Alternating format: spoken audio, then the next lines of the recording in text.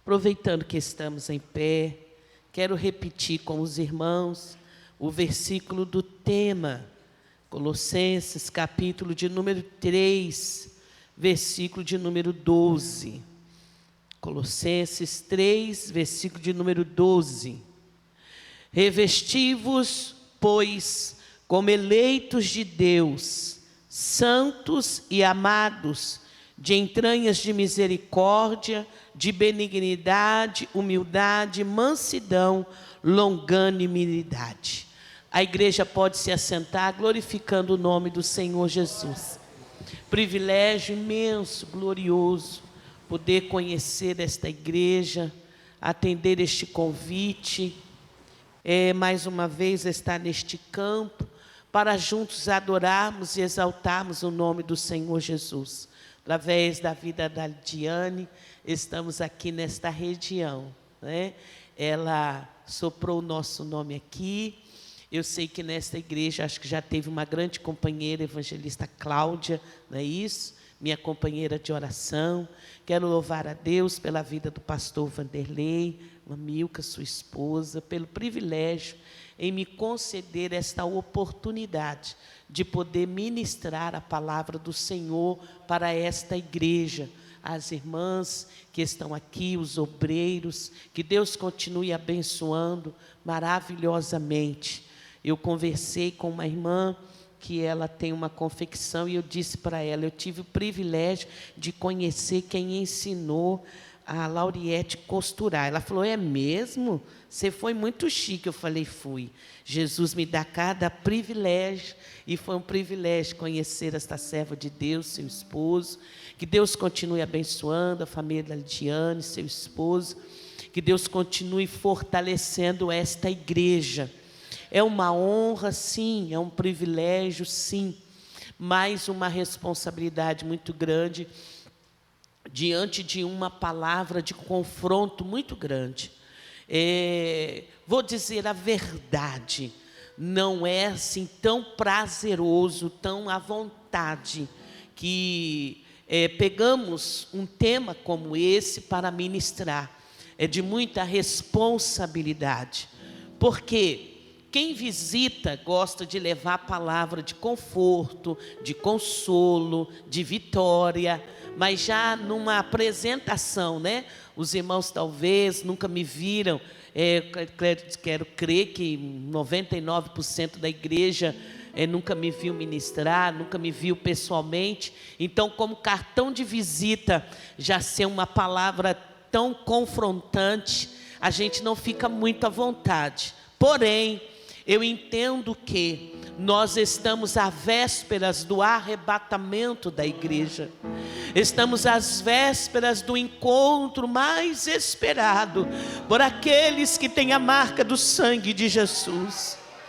Nós vivemos, nós estudamos, nós trabalhamos, nós adquirimos coisas, mas o nosso sonho, o nosso alvo, é o momento que o céu vai se abrir e o nosso amado virá nos buscar. Haja visto que quem está conectado com o Espírito Santo, quem está conectado com o céu, nós estamos igual a pombinha que Noé soltou da arca. Ela não encontrou lugar para pousar as suas patinhas e ela retornou para a arca. Não está tendo mais lugar para os crentes, para aqueles que estão conectados com o céu. Parece que nós estamos estranhos aqui nesta terra. A sensação é que nós estamos fora da curva, não há ambiente para nós, e isso é sinal que está ficando apertado, porque Ele vai vir nos buscar. Ele está vindo nos buscar. E eu sinto num tema como esse, aquele momento em que uma noiva, ela está na porta da igreja para entrar. Quando ela desce do carro, da condução, ali estão as pessoas, às vezes uma madrinha de casamento, uma celebrante de cerimônia, e quando ela desce do carro, então começa a se abrir a roda da saia da noiva, que ela estava sentada. Aí abre-se a cauda do vestido, ajeita o véu, ajeita aquilo que às vezes está fora do lugar. Aí vem alguém e coloca o buquê na mão da noiva. Eu sinto esse tema, irmãos, como que o Espírito Santo, o que está nos preparando para encontrar com o noivo, Ele está dando uma ajeitada na roupa da noiva. Um tema como este é o amigo Espírito Santo colocando algumas pérolas que estavam faltando no vestido da noiva.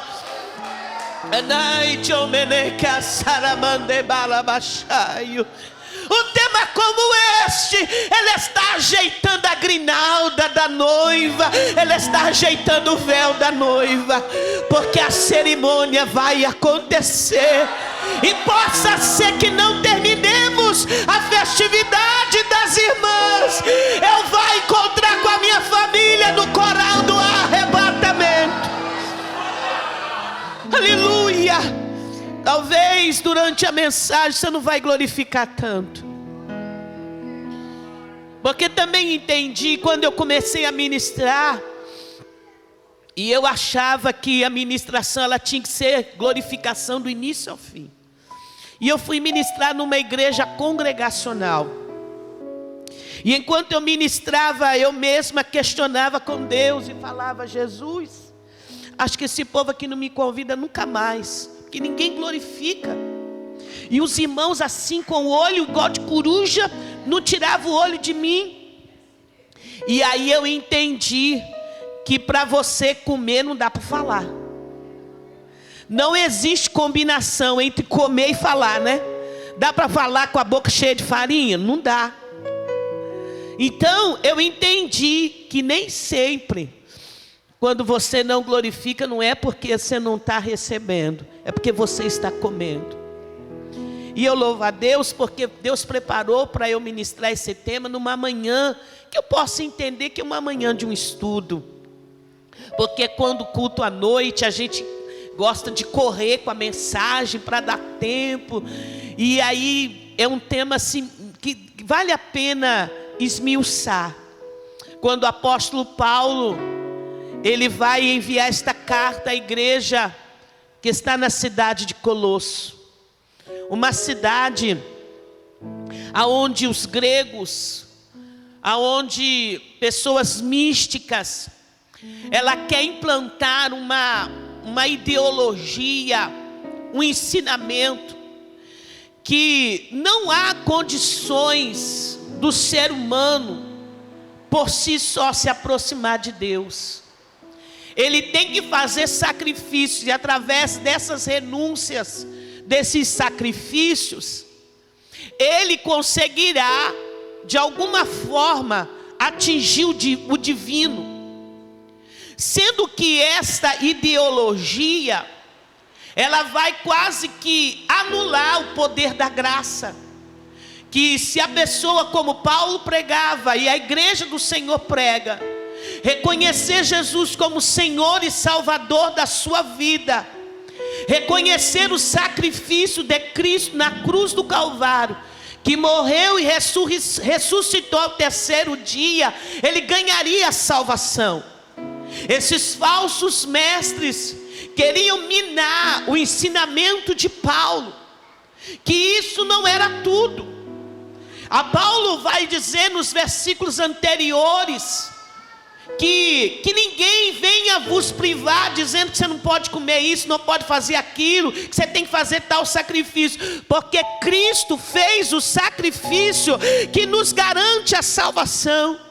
A carta de Paulo a Colossenses, ele tem um dos mais lindos versículos que eu amo ministrar sobre este versículo, que é o versículo do capítulo 2, versículo 14. Paulo vai dizer: havendo riscado a cédula que era contra nós nas suas ordenanças, a qual de alguma maneira nos era contrária, atirou do meio de nós e a cravou na cruz. Esse versículo é lindo. Esse versículo, ele anula toda e qualquer sentença do diabo contra a nossa vida. É que Jesus na cruz do Calvário, ele pegou a sentença de condenação, ele pegou a sentença de destruição, a sentença de maldição, e ele cravou na cruz do Calvário. Talvez no culto à noite, talvez você me veja relembrar esta palavra, porque em Deuteronômio havia uma sentença dada por Deus: aquele que fosse condenado e a sua condenação saísse como crucificação, ele deveria ser crucificado fora da cidade, e sobre ele haveria a palavra maldição. E está escrito, Paulo diz que ele tomou na cruz a maldição, ele se fez maldito por nós. É por isso que Paulo vai dizer com propriedade: ele pegou a cédula que era contra nós e cravou na cruz do Calvário.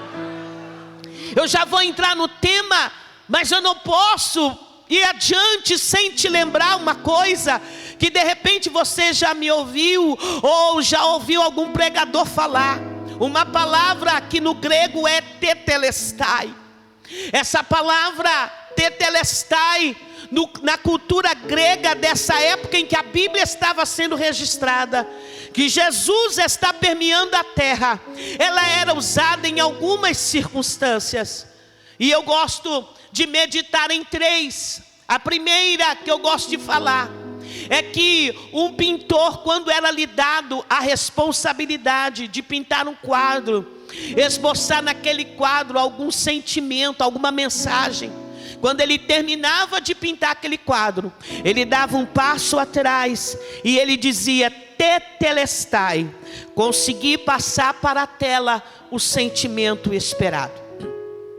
O segundo ponto era quando um escravo, que isso era muito comum nessa época, os donos de escravo, ele recebia uma encomenda do seu dono, e ele conseguia cumprir aquela ordenança no tempo determinado, no local exato.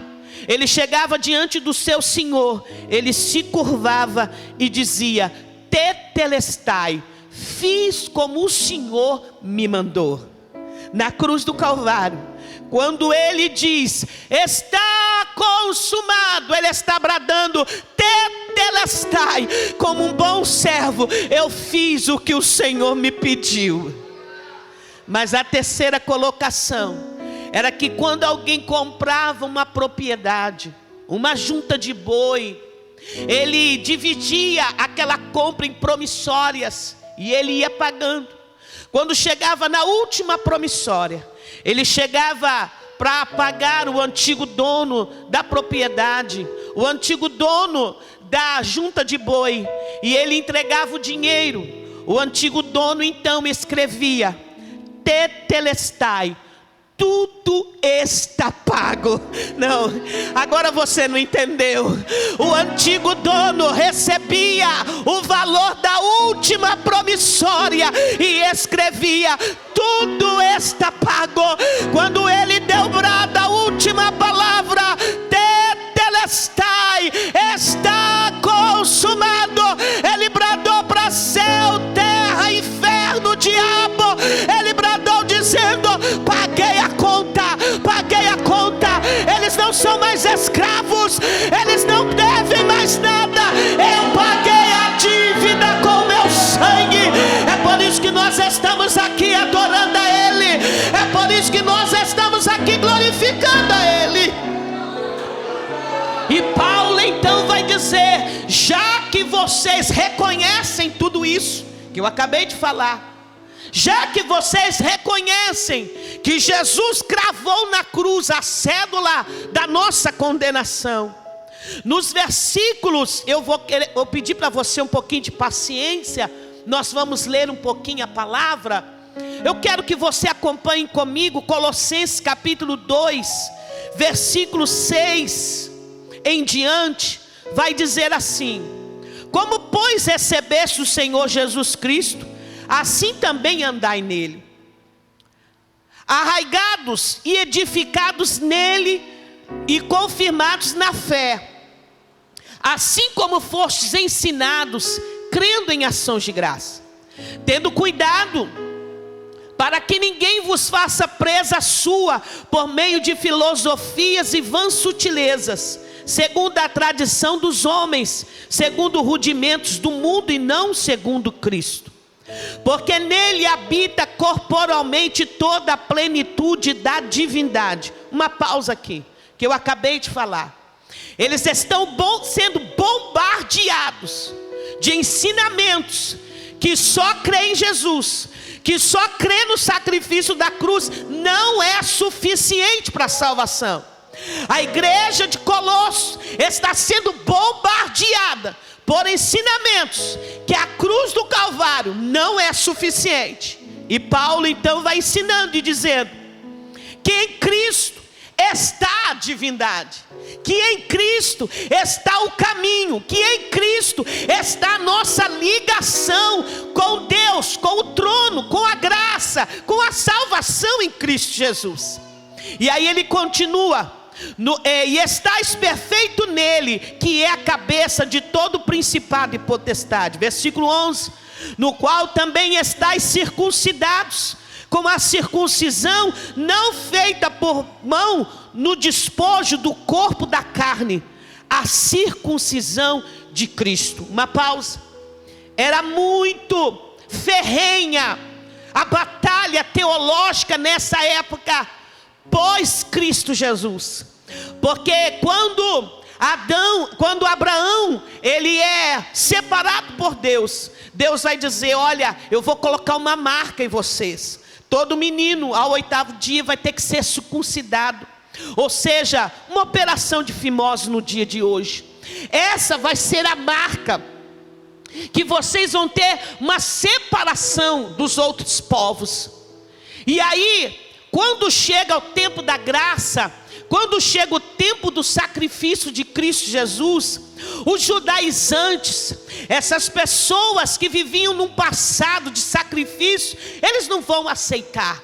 E Paulo então começa a pregar e ensinar que a partir de Cristo, a circuncisão agora não é na carne, é uma marca feita no interior, em um coração lavado e remido pelo sangue de Jesus.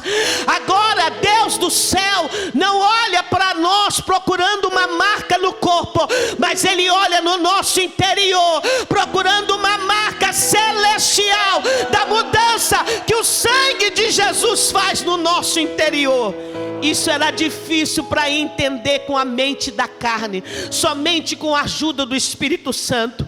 E aí no versículo de número 12, Paulo vai dizer: sepultados com ele no batismo, nele também ressuscitaste pela fé no poder de Deus, que o ressuscitou dos mortos. E quando vós estáveis mortos nos pecados e na incircuncisão da vossa carne, vos vivificou juntamente com ele, perdoando-vos todas as ofensas. Uma pausa.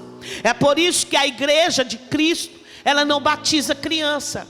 E isso o pastor sempre ensina e fala na hora que um crente, um casal apresenta um bebê ao Senhor. Traz aqui no altar e o pastor apresenta ao Senhor.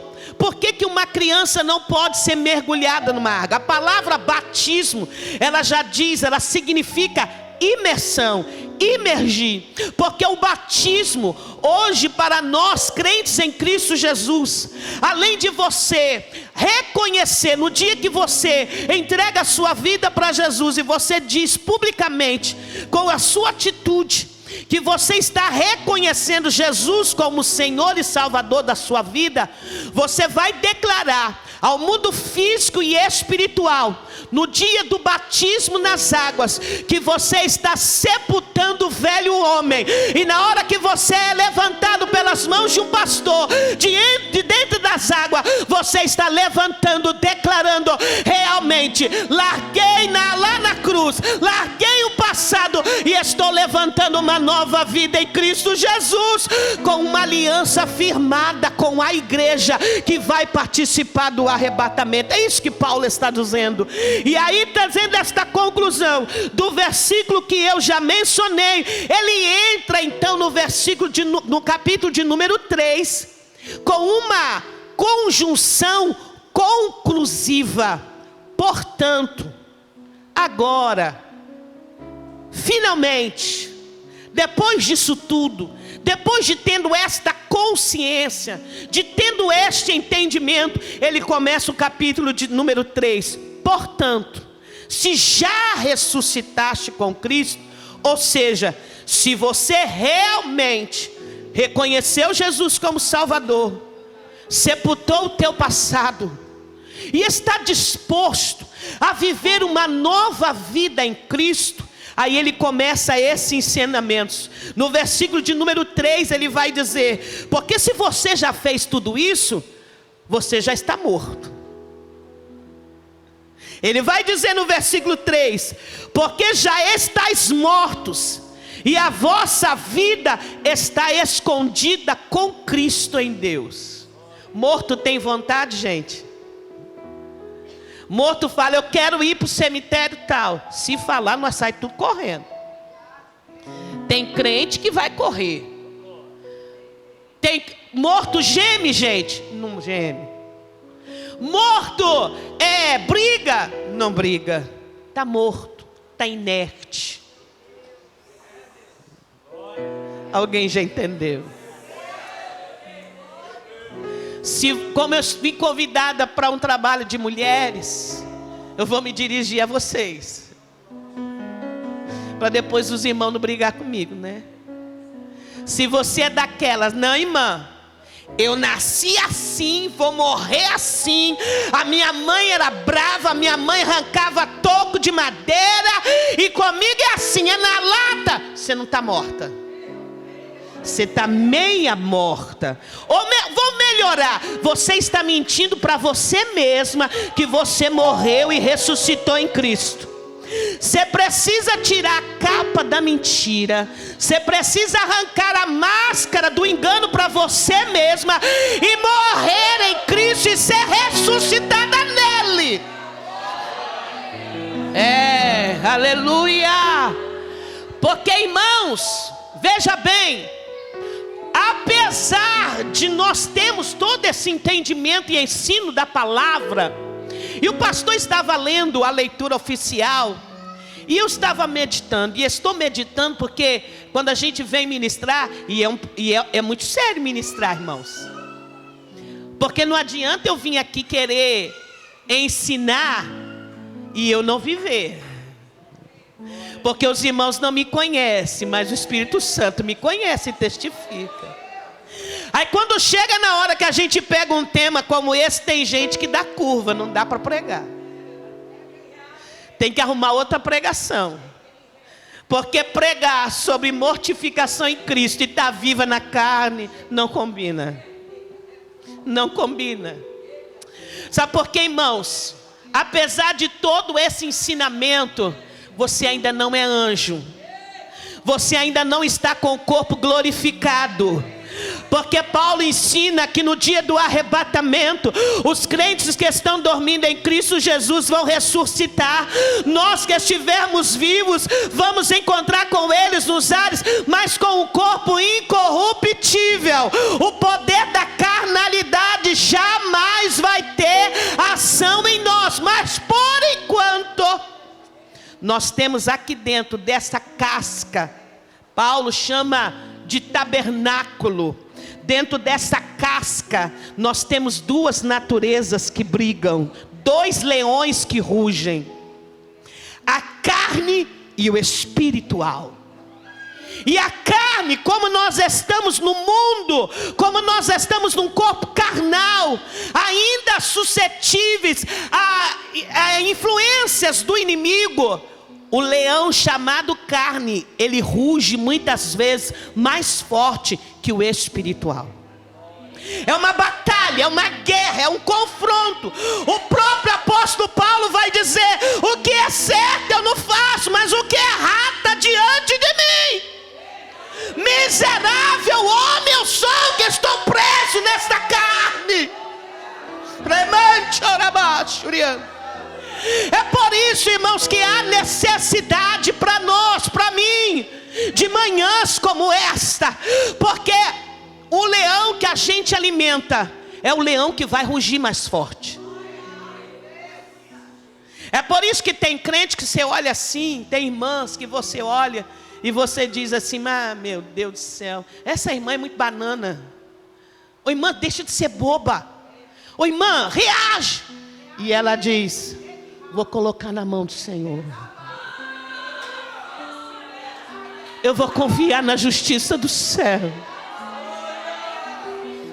Eu vou confiar que o céu vai fazer. É porque são pessoas das madrugadas com Deus. São pessoas muito familiares de manhãs como essa. São pessoas que não têm problema de passar 40 minutos, 1 hora nos pés de Jesus. São pessoas que têm prazer de sentar num canto e começar a ler e meditar na palavra. O leão espiritual é alimentado e ele ruge mais forte que o leão carnal. Ele consegue suplantar a carne. Adore a Ele, adore a Ele, adore a Ele, adore a Ele. Talvez o Senhor te trouxe aqui hoje para te sepultar.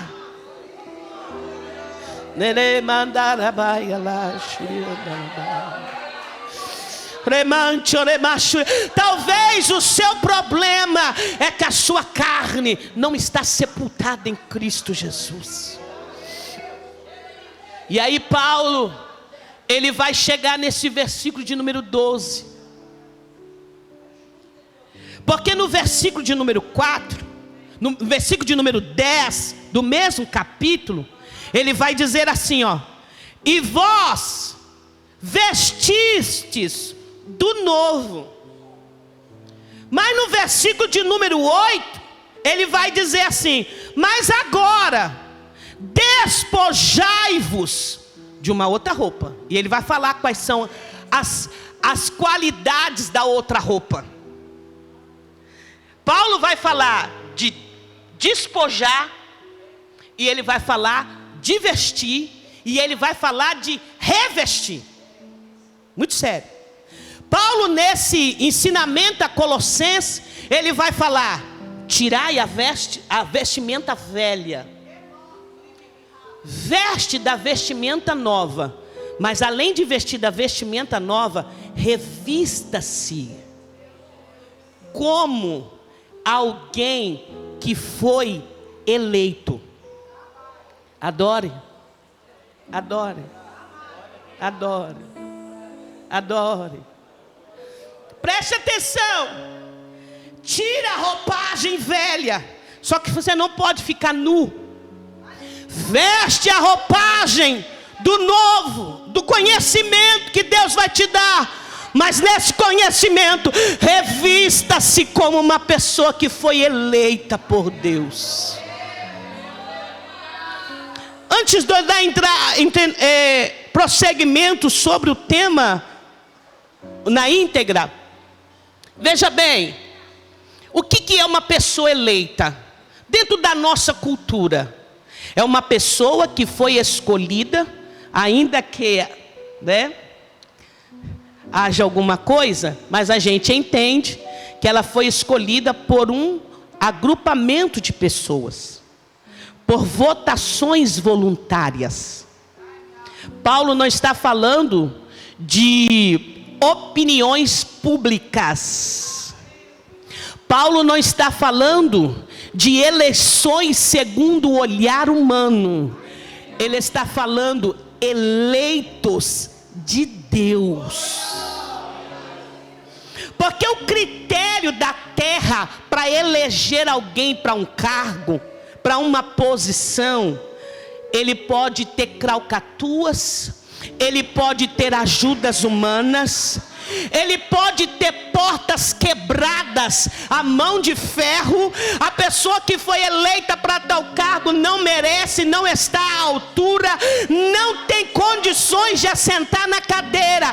Só que a eleição do céu, ela é fiel, ela é verdadeira, porque Deus não vê como o homem vê, ele vê como ele vê. Samuel chegou na casa de Jessé. Pega o vaso e vai, Samuel. Sim, Senhor. Quando ele entra o primeiro filho, e Samuel falou: é ele. Sabe por quê?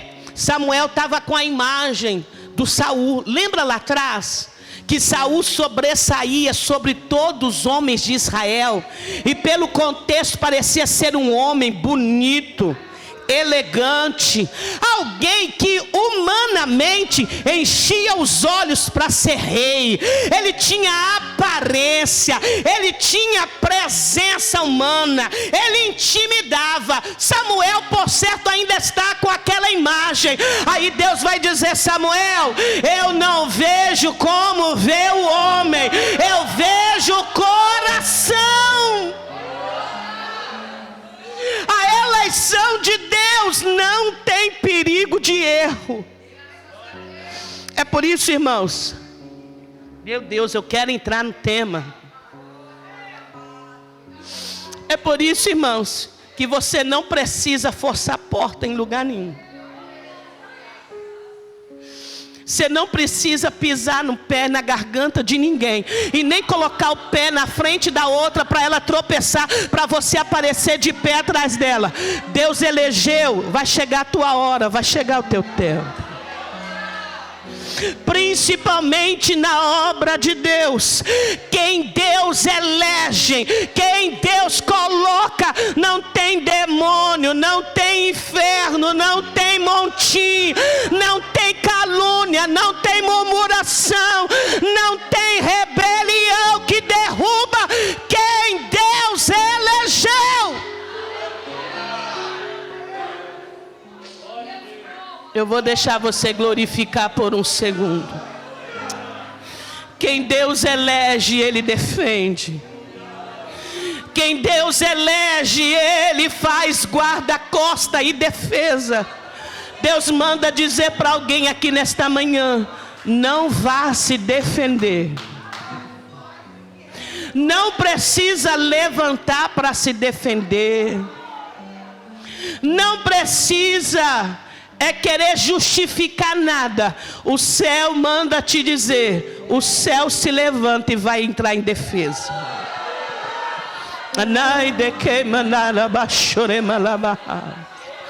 E quando o céu se pronuncia em defesa de um eleito, misericórdia, Deus manda avisar a esta igreja: não vai adiantar jejuar, não vai adiantar fazer campanha de oração, porque alguém vai cair na mão de Deus, porque mexeu com o eleito.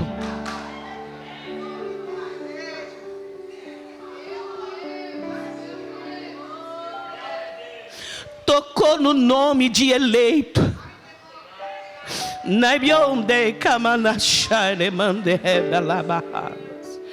Não toque em nome de eleitos de Deus. Não faça isso. Não faça isso. Porque é Deus que escolheu.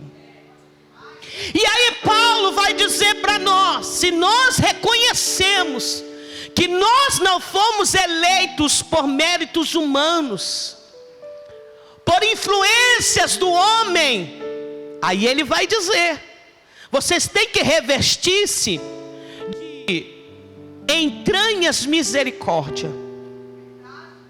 E essas entranhas de misericórdia, em algumas versões, falam: revistam-se de compaixão. E o que é compaixão? Compaixão é o que Jesus tinha. Paulo, essas virtudes dessa nova roupagem, ela faz parte dos sentimentos de Cristo Jesus. Que Paulo vai dizer que é para nós andarmos na terra com o mesmo sentimento que havia em Cristo Jesus. E quando Jesus olhava para as multidões, o que ele sentia? Compaixão. Ele sentia a dor daquela vida.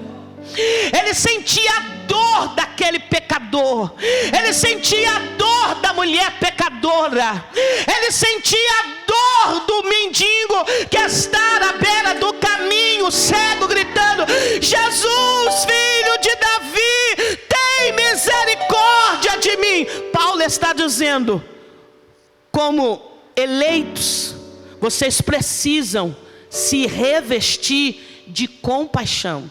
Porque quando eu tenho compaixão, eu jamais vou fazer com você aquilo que eu não gostaria que fizesse comigo.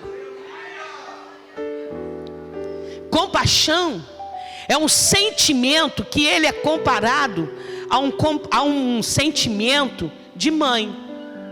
Pai sente a dor do filho, sente. Mas uma mãe que é mãe, quantas mães que estão aqui, que como eu, que quando um filho estava internado no hospital, e a enfermeira rodando aquela agulha para procurar a veia, você já não fez uma oração lá no interior? Meu Deus, tira isso dele e dela, deixa eu deitar aí nessa cama. A gente que é mãe, isso é sentimento. Porque é muito fácil, irmãos, a gente olhar para quem está no buraco e lá de cima do buraco falar: faz isso, faz aquilo, faz esse jejum, fica 7 dias sem comer, faz aquilo. Difícil é você descer no buraco e falar com ele: eu vou te pegar no colo. Eu não sei como é que nós vamos sair desse buraco, não, mas Deus vai nos ajudar.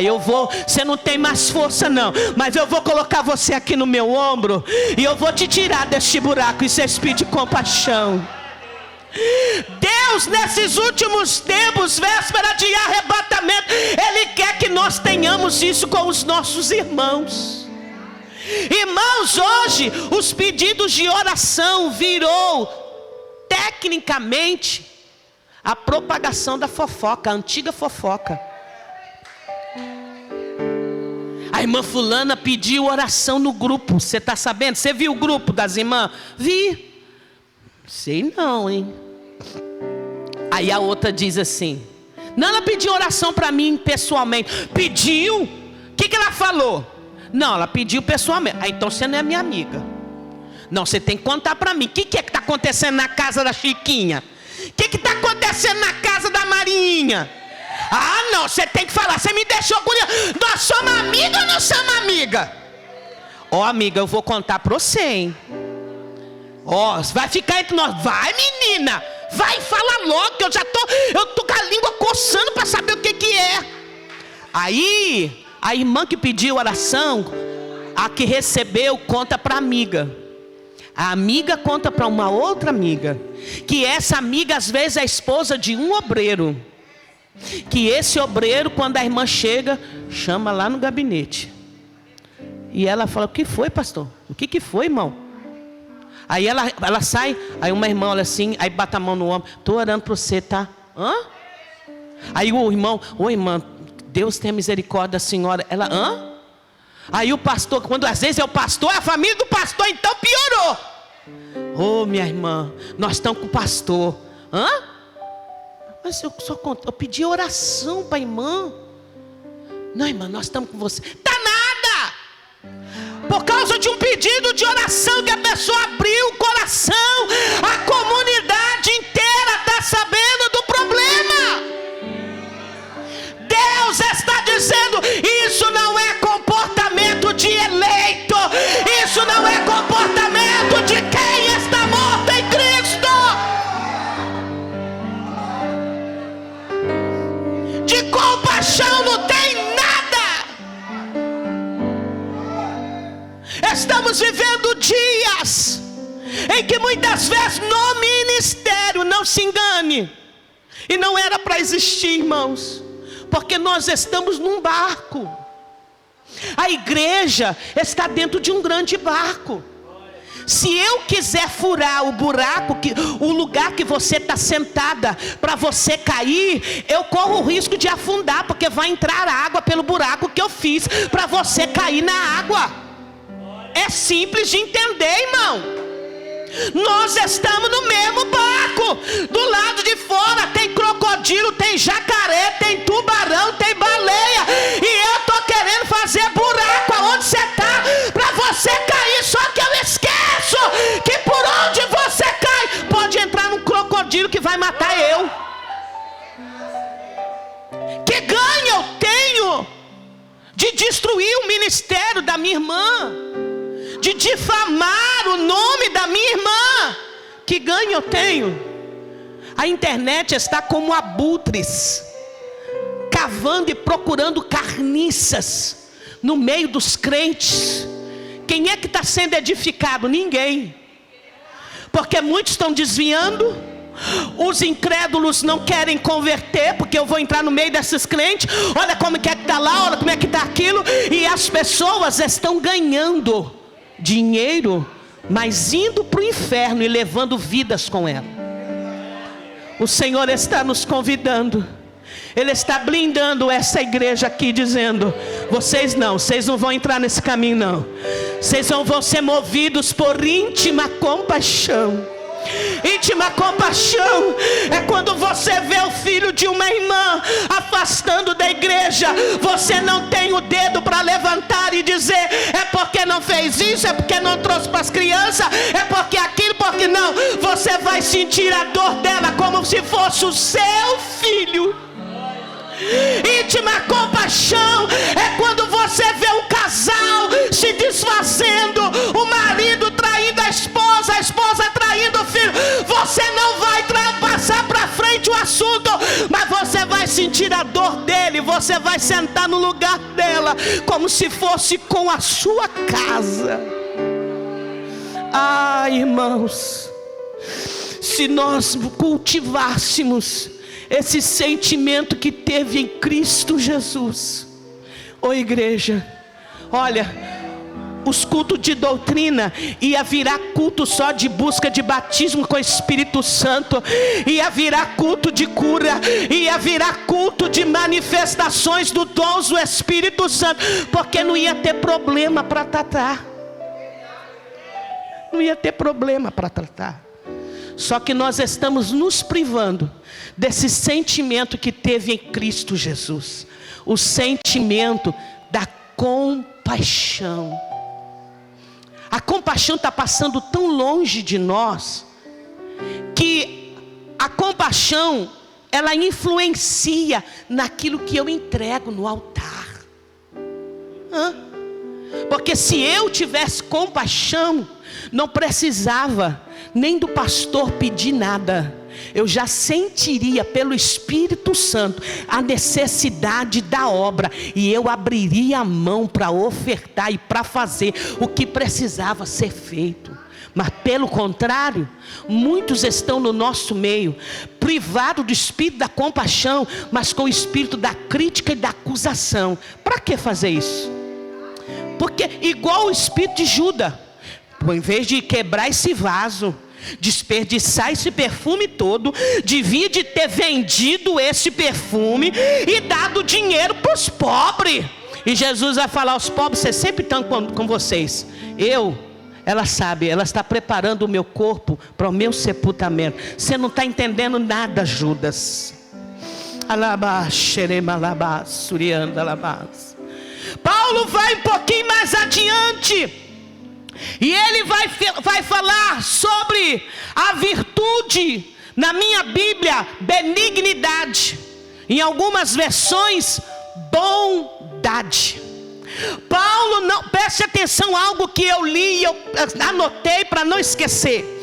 Paulo não estava incentivando os colossenses a demonstrar uma positividade superficial. Ele desejava que eles se comprometessem a ter a ações que realmente buscasse o benefício do outro, sem levar em conta como que eles retornariam a favor do benefício feito. Aleluia. Irmãos, irmã, não precisa dar sinais, quietinho, para ninguém perceber que você não fez isso. O que você fez de bom para alguém essa semana? O que durante esta semana você fez para aliviar a dor de alguém? Não responda. É para você e Deus, para mim e Deus. O que você fez para que o céu olhasse e dissesse: ele fez algo para aquela pessoa e aliviou o sofrimento daquela pessoa? Há um hino na harpa cristã que ele é muito sério. Posso, tendo as mãos vazias, com Jesus eu me encontrar. Nada fiz e vão-se os dias que Ele possa apresentar. Posso, tendo as mãos, com Jesus eu me...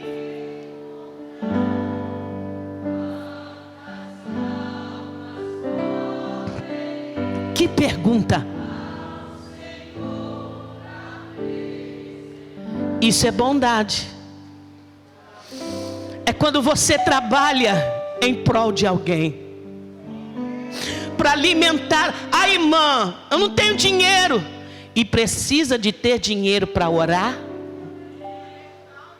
Será que durante essa semana você não podia ter pego o contato de alguém e pelo WhatsApp ter tirado 5 minutos para enviar um áudio de oração? Mas quem sabe, se for contabilizar as horas, você passou, eu falei 5 minutos de oração enviado, você passou talvez mais de 10 horas enviando mensagens que não edificou, lendo mensagens que te envenenou, fazendo comentários em grupos, em internet, em celulares, que entristeceu o Espírito Santo de Deus. E você poderia ter feito um ato de bondade, ter enviado um versículo da palavra de Deus, e haja visto, no enviar o versículo você ia fazer a bondade para o outro e para você, porque já está comprovado, aquilo que eu leio, mas aquilo que eu escrevo, aquilo que eu visualizo, tem maior capacidade de absorção. Ou seja, eu ia enviar um pedaço de palavra que ia curar alguém, ia dar uma resposta do céu para alguém, e ao mesmo tempo eu ia decorar um versículo. Por isso que eu falei, irmãos, eu não estava muito à vontade para pregar essa mensagem. Porque vocês vão dizer: poxa, nós trouxeram uma irmã só para chicotear nós. Irmãos, chicote bateu primeiro nas minhas pernas. Eu confesso para os irmãos que eu nunca fiz isso. Mas quantas vezes eu peguei aquele cartazinho que foi me enviado e eu apresentei para o céu e falei: Senhor, é a tua noiva, me ajuda, me dá graça para pregar isso aqui, Senhor. Porque virtude, irmão, é aquilo que sai de mim e cura alguém, fortalece alguém. Quando a mulher que há 12 anos está sofrendo do fluxo de sangue, ela pensa: eu vou tocar nas barras da veste dele. E quando com fé ela tocou, o que é que Jesus vai dizer? Alguém me tocou, porque eu senti que saiu virtude de mim. Cultivar virtude é cultivar algo, é cultivar uma força que vem do céu, que quando é liberada de mim para alguém, que quando é liberado de você para alguém, no mínimo leva cura, leva força, leva graça, leva renovo, leva levantar do chão.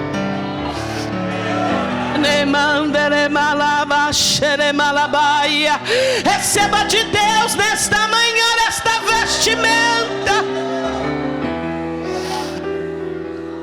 bondade. Ser útil a favor de alguém. E aí eu tenho que lembrar, estou com um trabalho de irmãs. Ruth precisava de fazer o que fez para Noemi? Não. A própria Noemi falou para ela: minha filha, volta. Eu não tenho mais nada para te oferecer. Eu não tenho nada para te ofertar. Ainda que eu gerasse um filho, você não ia poder esperar esse menino crescer para poder casar com ele, não tem lógica. E ela vai dizer assim: Noemi, a partir de agora, teu Deus é meu Deus. Aonde você morrer, eu vou morrer ali. Teu povo é o meu povo, Noemi. Quando elas chegam em Belém, ela não convida Noemi, idosa, frágil, bombardeada pela luta, desestabilizada de tal forma que ela fala para as mulheres: não me chama mais de Noemi, me chama de Mara, eu estou amarga, o Todo-Poderoso me deu amargura. Ela não faz esse convite: Noemi, vamos para os campos colher o que está sobrando para os órfãos e as viúvas e os estrangeiros. Não, ela fala: Noemi, a senhora deixa eu ir colher, procurar um campo. Aleluia. Porque quando a gente é usado por Deus para praticar uma bondade a favor de alguém, é porque essa pessoa, ela está num estado que ela já não tem mais força por ela mesma. Ela não tem mais condições de se levantar por ela mesma. Ela está no estágio que o que você fizer, não adianta você esperar retorno. Não vai ter retorno. Mas não, hoje a gente quer fazer algo por alguém que me dá retorno, pelo menos nas mídias sociais. Hoje a gente quer entregar cesta básica e a gente quer tirar foto da família e expor lá na rede social: estou fazendo uma boa obra. Hoje a gente quer ajudar a dar uma gasolina para o irmão, mas a gente quer dar testemunho. A gente quer que o irmão dê testemunho do que foi feito por ele. Deus está à procura de servos deles que estão mortos em Cristo e está com a vestimenta da bondade.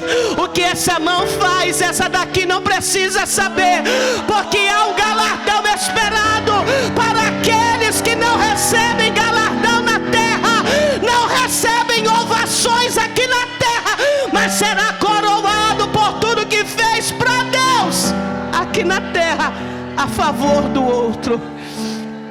Aleluia. Há uma palavra em Mateus, nos evangelhos, que Jesus vai dizer: vinde benditos, estive nu e me vestiste, estive enfermo e foste me visitar, estive na prisão e fostes me ver. E aqueles escolhidos vão dizer: Senhor, quando foi que o Senhor estava nu e nós te vestimos? Quando foi que nós fomos te visitar? E Ele vai dizer: quando fizeste a um desses meus pequeninos, a mim me fizeste. Oh, irmãos, se é que vai ter uma força de expressão minha sem ferir os princípios bíblicos, eu creio que após arrebatamento, apóstolo Paulo diz que nós vamos para o tribunal de Cristo, não o trono branco. Trono branco vai ser para julgamento de morte eterna, mas o tribunal de Cristo, aonde, como salvos e servimos ao Senhor aqui na terra, nós vamos nos apresentar e as nossas obras serão provadas. Passará pelo fogo. Eu não sei como vai ser esse procedimento. Eu aguardo ansiosa, um tanto curiosa, para ver como vai ser. Não para ver a obra de A perecer, não, porque eu quero saber como que vai ser esse negócio. Eu só sei dizer que Paulo, pelo ensinamento que Deus deu, que Jesus deu para ele, é que alguns, a obra vai prevalecer. E eu quero crer, irmãos, eu quero crer. Não tem versículo na Bíblia que me dá essa base, mas pela minha imaginação eu quero crer que nesta hora nós vamos ter algumas surpresas. alguns crentes sem nome, alguns crentes anônimos, algumas irmãs muito simples, elas vão surpreender grandes pregadores, elas vão surpreender a irmã Irinete, porque a obra dela vai ser tão bem conceituada, vai ser tão galardoada, que alguns vão dizer: mas como? O que ela fez? Ela estava vestida de bondade, ela estava despojada das obras da carne, do velho eu, mas ela estava vestida da graça e revestida como eleita com bondade. Matou a fome de tanta gente. Não chegou para a esposa do pastor, não chegou para o pastor e disse: nós temos que fazer alguma coisa pela casa do irmão fulaninho, pela casa da... Não, ela mesma com poucos recursos, ele mesmo com pouco recurso, ele foi lá, porque o Espírito Santo ainda revela, tá, irmãos? Só que a gente é assim, ó. Quando alguém chega e fala assim: irmã, eu senti de te dar essa oferta. Oh glória, o irmão, eu estava orando, Jesus, meu Deus, eu fiz até jejum para Deus tocar em alguém. Mas quando você está orando e Deus fala assim: pega R$200, pega R$1.000 e vai lá na casa do irmão fulano, vai lá na porta do pastor, porque ele está... Não, isso é coisa do diabo, está repreendido. Que isso? Nossa, está repreendido, o sangue de Jesus tem poder. A irmã chegou de carro na igreja, imagina que ela está precisando de... O irmão, ó, eu vi um menino dela andar com tênis assim, assim, assim. Mal tu não sabe que foi alguém que comprou e deu para ela, para poder calçar a criança. Quando Deus toca na gente para fazer por alguém, a gente acha que é voz do diabo, a gente acha que é a nossa emoção. Vista-se da bondade nesta manhã, vista-se da bondade nesta manhã. E eu estou liberando uma palavra agora sobre a autoridade dele. Quem vai ser abençoado não é quem vai receber, vai ser você que está ouvindo a voz do Senhor, que vai receber milhões de vezes mais.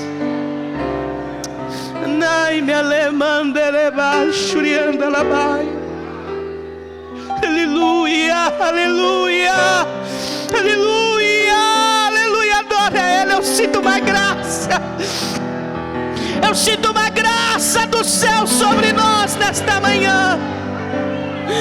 Aleluia, aleluia, aleluia. Adore a Ele, exalte a Ele. Há um hino que diz assim, ó: se tu olhares, Senhor, para dentro de mim, nada encontrarás de bom. Oh, mas um desejo eu tenho de ser transformado. Preciso tanto do teu perdão. Dá-me um novo coração,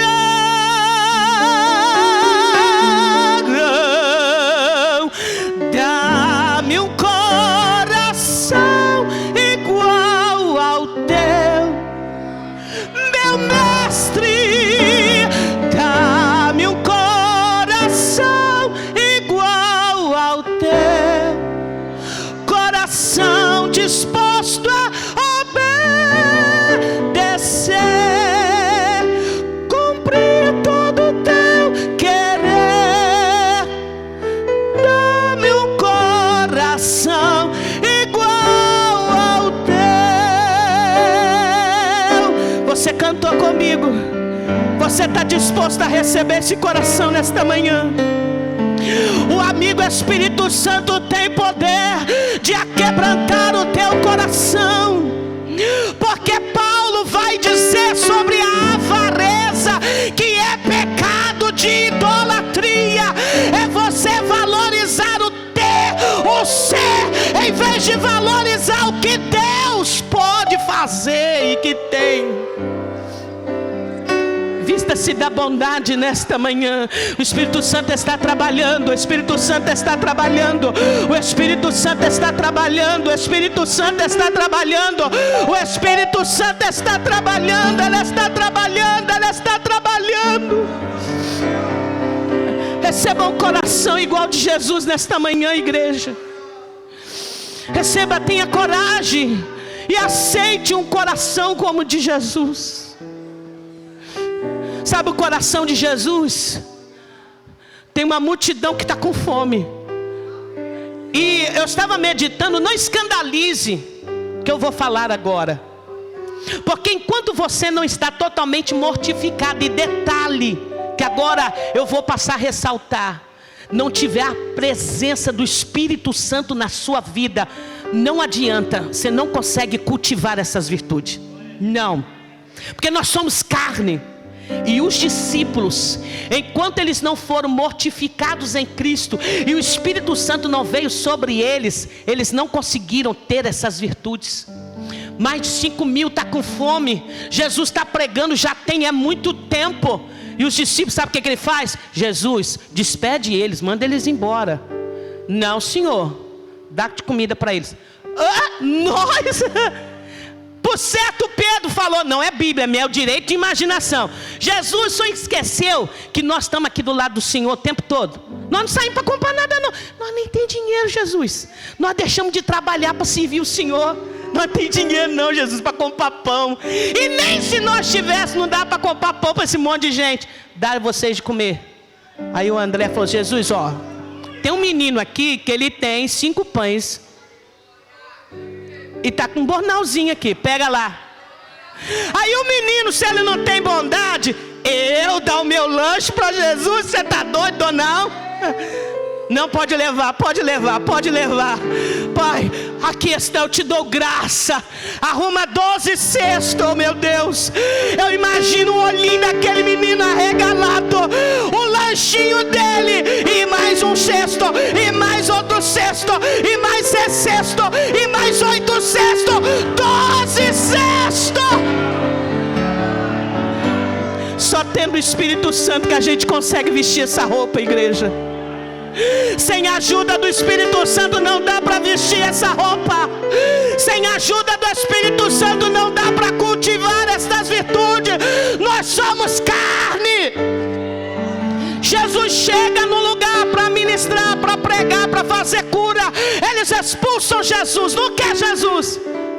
Aí os discípulos, João fala, Senhor, só quer que a gente ora e Deus manda fogo nessa gente. Jesus fala, vocês não sabem de que raça vocês são.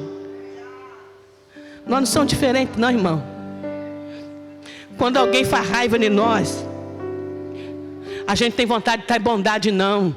A gente tem vontade de pedir, Jesus, deixa eu mandar uma praga em cima desse crente.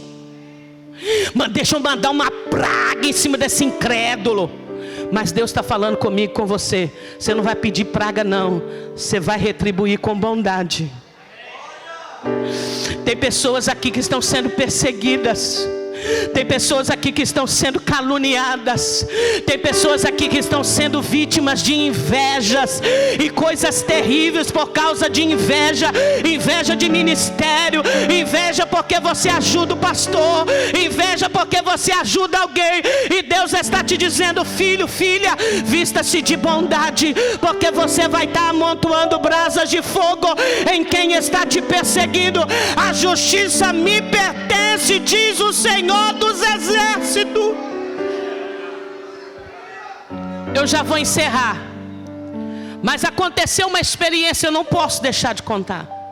O meu pastor, o pastor presidente, né, no nosso ministério tem pastor, tem um bispo, e o que é líder da região do estado do Rio ia na nossa igreja, numa reunião de obreiro. E o pastor presidente, ele falou com todos nós, vocês vão trazer uma oferta. Os líderes vão preparar uma oferta. E naquela reunião ele mandou fazer uma caixa bonita. E mandou que nós colocássemos ali a nossa oferta. Muitos não levantaram. Quando os líderes receberam a encomenda, como que ele ouviu murmuração? Não vou entregar, esse homem não precisa, e realmente ele não precisa. Mas era o desejo do meu líder presentear o líder que estava acima dele. Muitos não foram.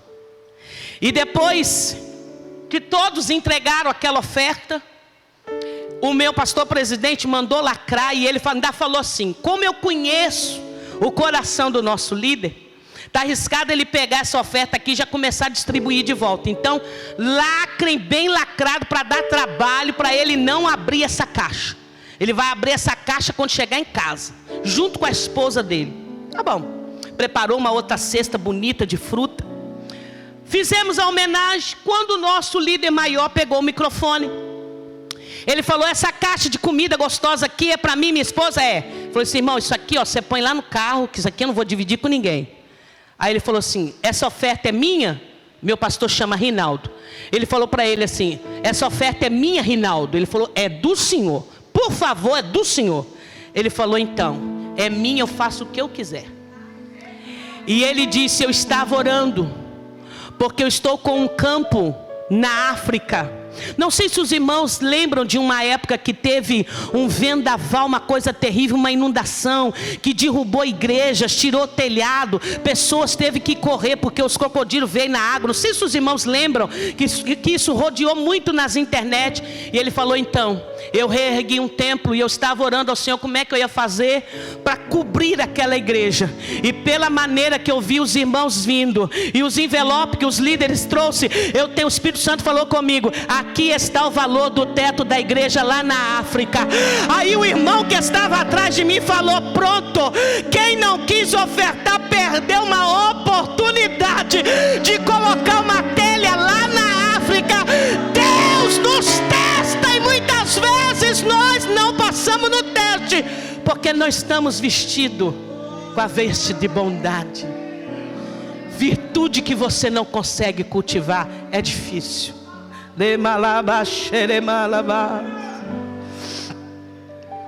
Eu quero encerrar, só vou pincelar. Paulo diz: revista-vos de humildade. Esse sentimento, essa virtude, ela é muito mal compreendida. Humildade não é você andar mal vestido. Humildade não é você falar errado. Humildade não é você não pentear cabelo. Humildade não é você andar rasgado para mostrar para os outros que você não tem, com medo de alguém te pedir dinheiro.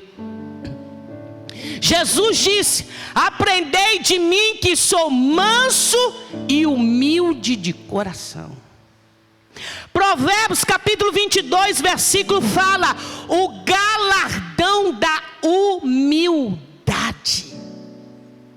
A humildade não significa fraqueza, pelo contrário, mostra força e autocontrole diante da adversidade.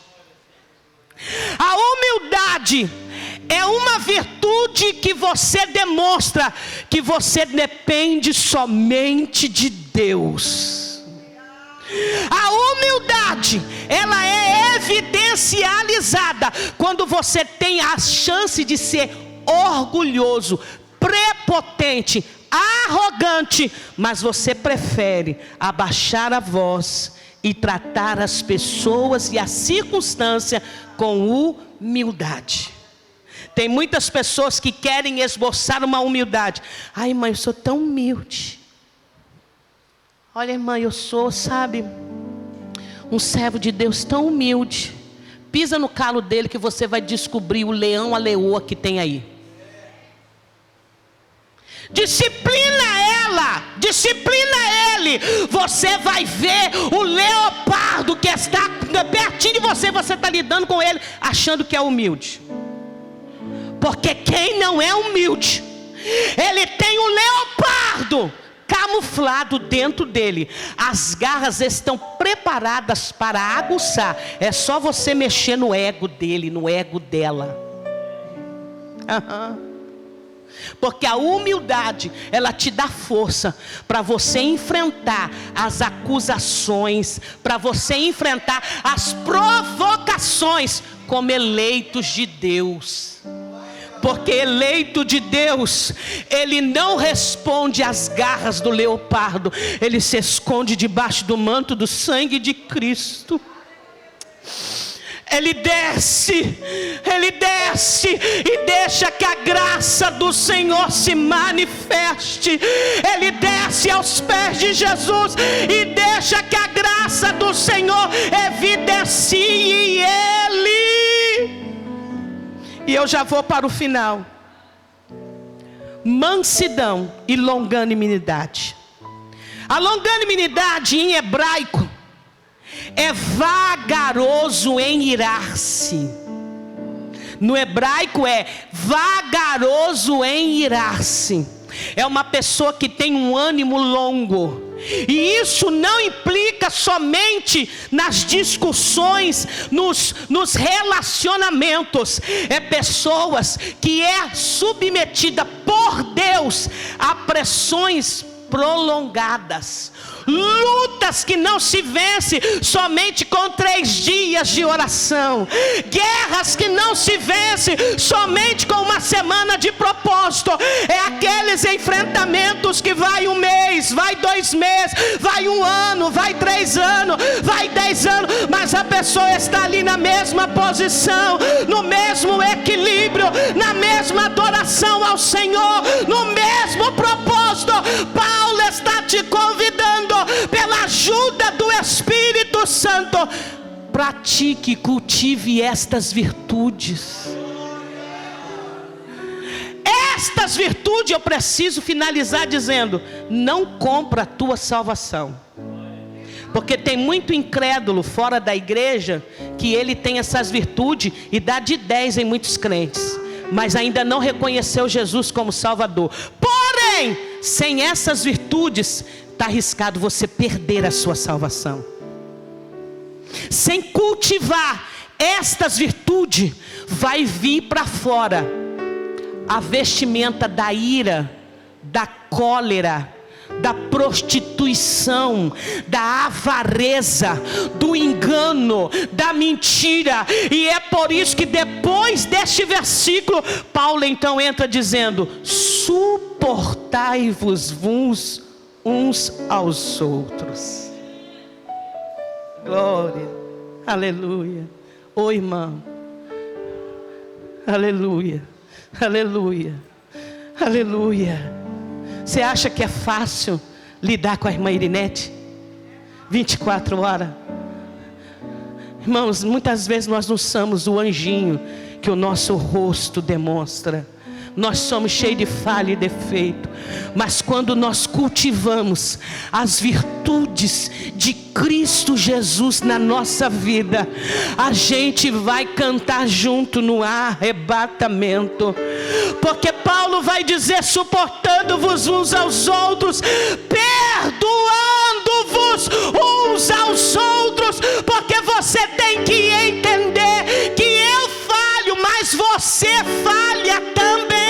Você não é perfeito, eu não sou perfeita, mas é vivendo a palavra. É por isso que Paulo vai dizer isso: tira a roupa velha e veste, e reveste desta roupa, porque esta roupa vai te dar força para você chegar fiel até o arrebatamento. Aquele tom do dá-me o coração mais abaixo, porque eu quero orar pela sua vida. Oh meu Deus, quantos que estão aqui nesta manhã, que até já reconheceu Jesus como Salvador e Senhor da sua vida, mas por não cultivar estas virtudes, a sua salvação, a sua comunhão com Deus está em jogo. A sua comunhão com o céu está interrompida. Você não consegue olhar no rosto de alguém. Você abriu a boca para falar algo que não era verdadeiro e falou sem compaixão. falou sem o sentimento da compaixão, e você pensa que feriu um ser humano. Você feriu o próprio Deus, o dono desse ser que é eleito pelo Senhor. Mas agora eu quero que você ore e peça ao Senhor um compaixão. Peça ao Senhor agora um coração igual de Jesus, porque tem pessoas que o coração vai ser mudado. Tem pessoas que não vai vir aqui à frente, irmã Milka. Tem pessoas que não vão vir aqui na frente, mas vai se mudar numa nova criatura aqui hoje. Até algum tempo era crente, mas a partir de hoje vai ser salvo.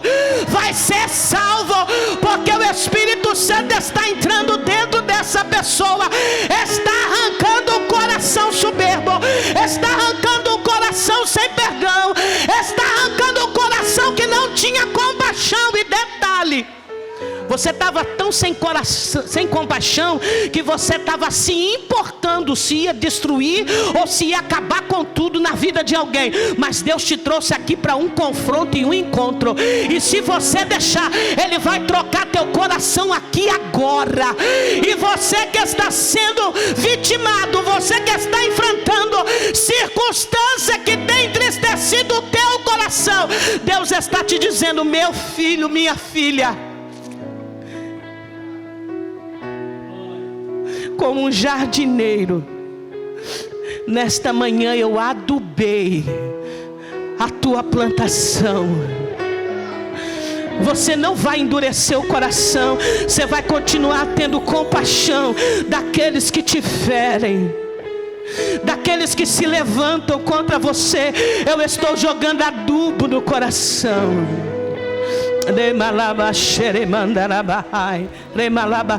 Com muito respeito, eu queria pedir à senhora, que a senhora pode, coloca a mão ali no peito dele.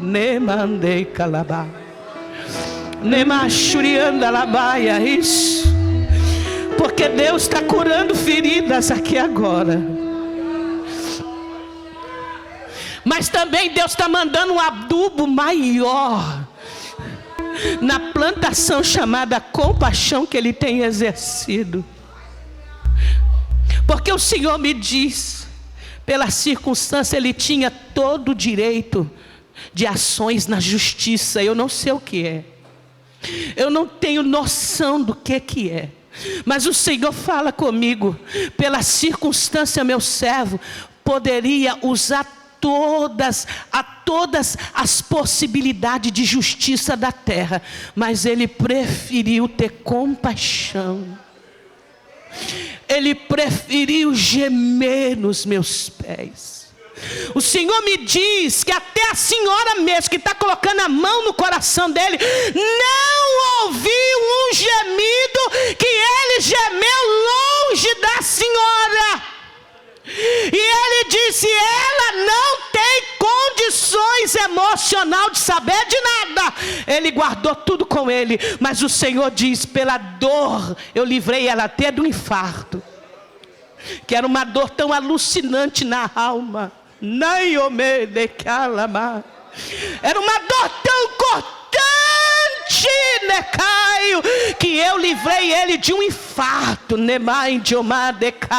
Mas também eu colhi a lágrima e ouvi o gemido. E hoje, além de mandar um bálsamo, eu estou regando a plantação dele. Vai vir um novo tempo, vai vir uma nova história. Eu permiti ser afrontado, eu permiti a afronta, e ele passou no teste. Eu aprovei, diz o Senhor dos Exércitos. Ai!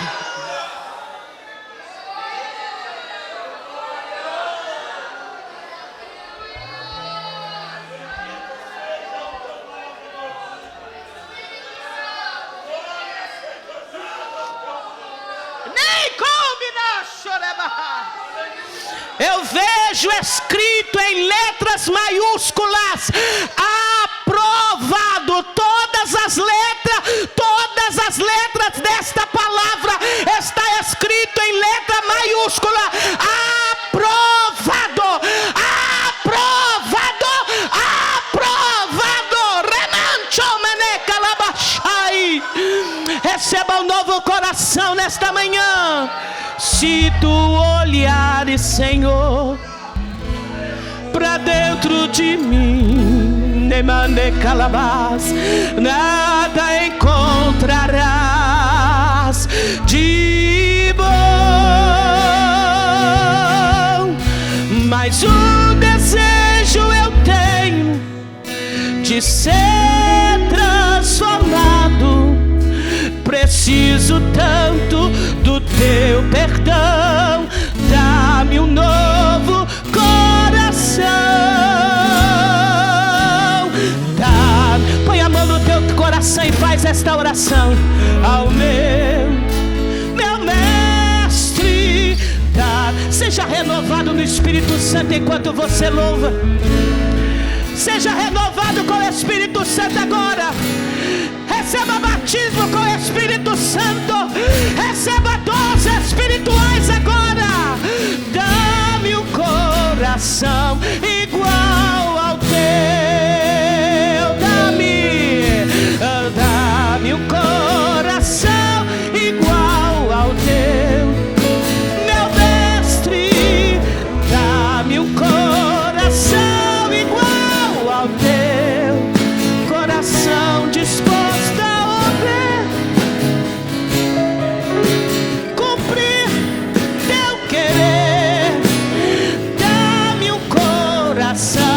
igual ao teu. Dá-me. Os instrumentos vai tocando.